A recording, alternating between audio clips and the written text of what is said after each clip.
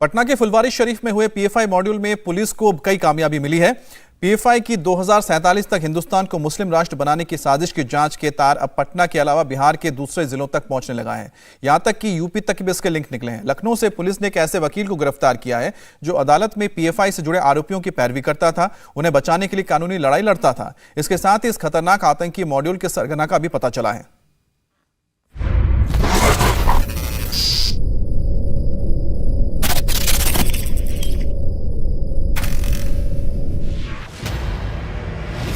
अतहर परवेज, अरमान मलिक, मोहम्मद जलालुद्दीन। अब पटना पुलिस को पीएफआई के फुलवारी शरीफ आतंकी मॉड्यूल में एक और कामयाबी मिली है और यह कामयाबी पटना पुलिस को पटना से करीब 500 किलोमीटर दूर लखनऊ में मिली।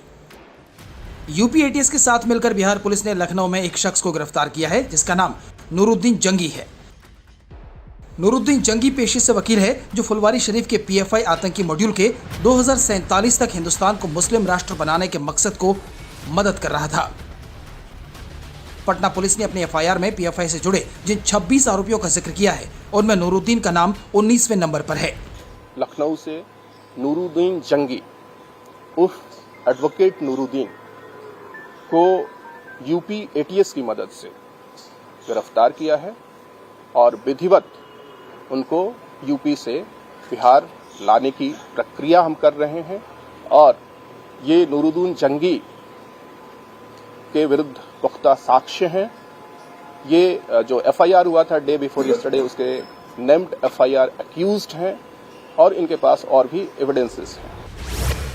नूरुद्दीन बिहार के दरभंगा का रहने वाला है। पेशे से वकील है लेकिन उसका काम सिर्फ और सिर्फ पीएफआई की मदद करना है। वो पीएफआई के गिरफ्तार लोगों को बचाने के लिए अलग अलग अदालतों में पैरवी किया करता है। नूरुद्दीन 2020 में पीएफआई की राजनीतिक शाखा एसडीपीआई के बैनर से विधानसभा चुनाव लड़ चुका है। नूरुद्दीन 2015 में पीएफआई दरभंगा के जिलाध्यक्ष सनाउल्लाह के संपर्क में आया था। तभी से वो पीएफआई के सक्रिय सदस्य के रूप में काम कर रहा है। एफआईआर में दरभंगा के 3 आरोपियों के नाम हैं। इनमें सनाउल्लाह उर्फ आकिब पीएफआई का जिलाध्यक्ष है, नूरुद्दीन जंगी वकील और तीसरा है मुस्तकीम। पटना पुलिस आज नूरुद्दीन को कोर्ट में पेश कर उसका रिमांड लेने की कोशिश करेगी।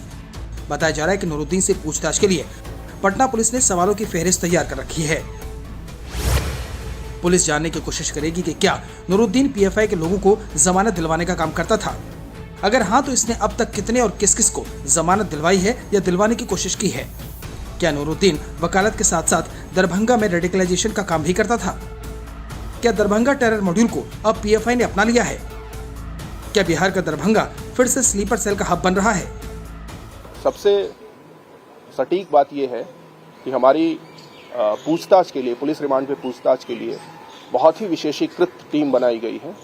उसका अपना क्वेश्चनायर है, टेक्निकल अभी तक हमारे पास जो इनपुट्स हैं वो है और जो जैसे जैसे हमारे पास उनके जवाब मिलेंगे उसको वेरीफाई करने के लिए ग्राउंड पर हमारी स्पेशल टीम्स अलग अलग डिस्ट्रिक्ट्स में और अलग स्टेट्स में कैंप किए हैं।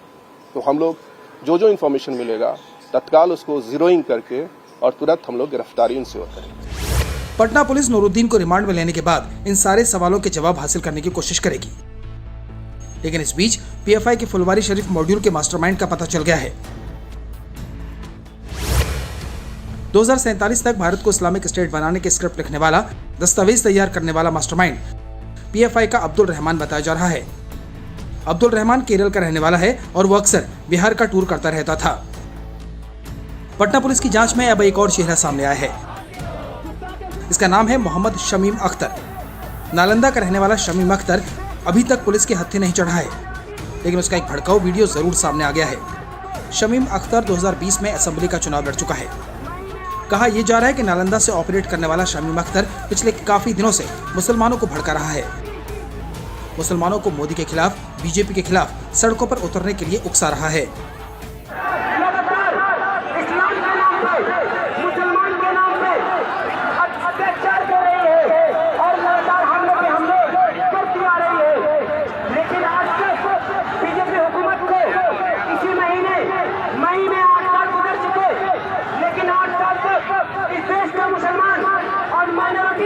और बहुत समाज अल्पसंख्यक समाज सबने बर्दाश्त किया, लेकिन अभी हाल ही के दिनों में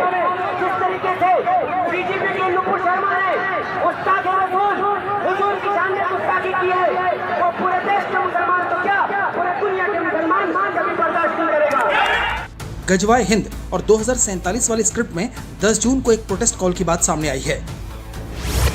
पीएफआई की तरफ से पटना में 10 जून को प्रदर्शन की अपील की गई थी।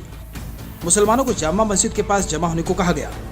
इसका खुलासा तब हुआ जब पिछले महीने 10 जून को थानेदार इकरार अहमद के सरकारी मोबाइल नंबर के व्हाट्सएप पर एक पॉम्पलेट आया। पॉम्पलेट में भड़काऊ बातें लिखी थी। देश में खून खराबा करने के लिए पीएफआई के इस आतंकी मॉड्यूल में कितने आतंकी हैं, धीरे धीरे उनके चेहरे सामने आते जा रहे हैं। अब जैसे जैसे जांच आगे बढ़ेगी, बाकी चेहरों से भी पर्दा उठने लगेगा।